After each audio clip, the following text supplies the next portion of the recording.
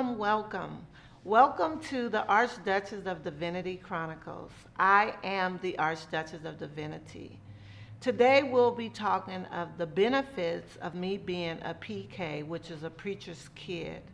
I would like to convey to you some of my personal experiences that I know the outcome was strictly predicated on the fact that I had praying parents. James 5 and 6 tells us that the effectual fervent prayers of the righteous man availeth much. And it made such a grave, big difference in my life from a child up until this very moment.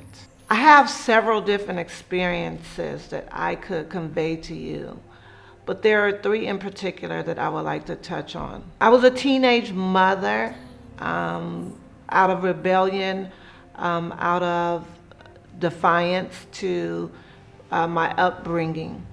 My first boyfriend was a guy I met in church. Everything was platonic. We kept everything clean in our relationship. One day he came to me and he told me that he was breaking up with me because he met a girl that was willing to do things that I wasn't. I was devastated, but my relationship with the Lord was so important to me that I chose the Lord over him. Long story short, I ended up meeting another guy once I transferred from private to high school. And this guy was a bad boy. He lived in the projects, he sold drugs, and he would do so many nice things for me.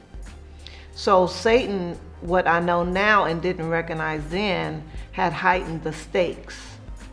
So when this guy started pursuing me physically, the first thing that the enemy spoke to me was, if you don't have sex with him, you're gonna lose him just like you lost your previous guy.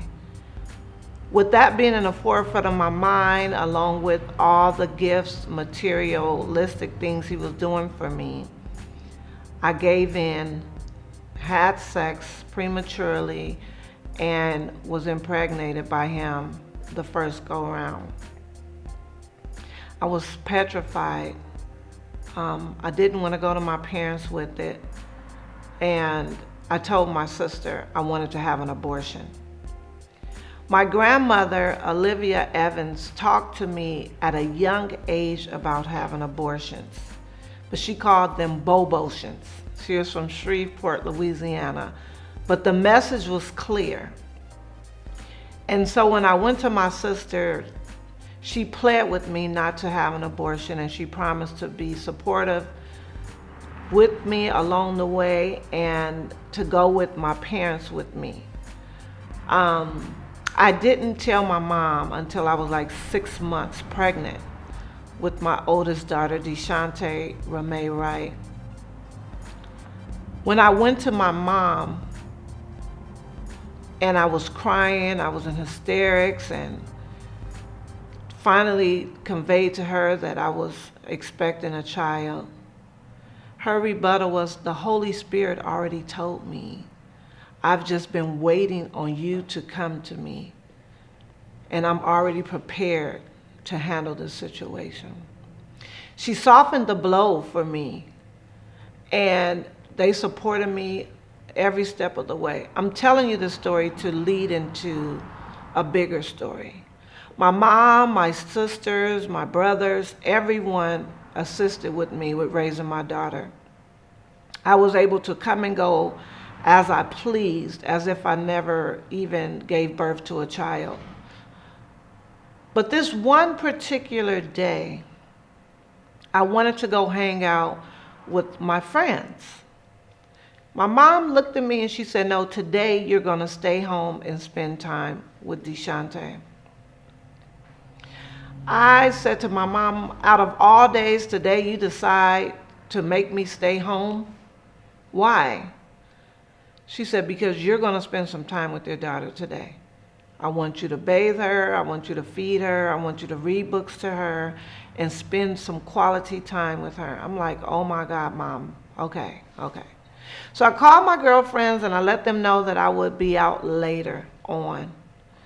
So my friend Shanette told me she was going to go over to our other girlfriend's house and call me from there. So as I'm home spending time with my daughter, with my family, which was something rare for me in my teenage years, I receive a telephone call. And the person on the other end of the line told me that my friend had just been shot in the head. My initial response was to curse her out, tell her she was lying, always a gossip, never knew what she was talking about. I just hung up the phone with her, and I'm going to be hanging out with her shortly, so get off the line.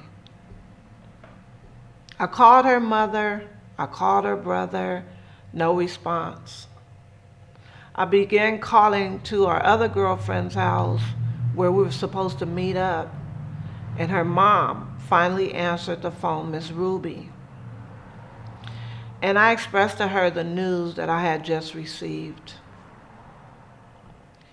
And she, in turn, confirmed it. I was broken, I was devastated, I was saddened. But then I was reminded of the reason why I was not in the car. Children, we have to learn to obey our godly influences in our life. My mom never told me that she felt something was getting ready to happen and she was keeping me from being a benefactor of that negative experience. I don't know, to this day, I ponder, would I have been shot? Would I have been the one that have died had I disobeyed my parents? My mother, the woman of God that prays for me without ceasing. Proverbs 22 tells us to train up a child in the way that he should go. And when he gets old, it will not depart from him. So I have taken journeys and paths along the way that I'm not too proud of. I've experienced things that one day the Lord will give me the platform to really express. But ultimately, God has kept me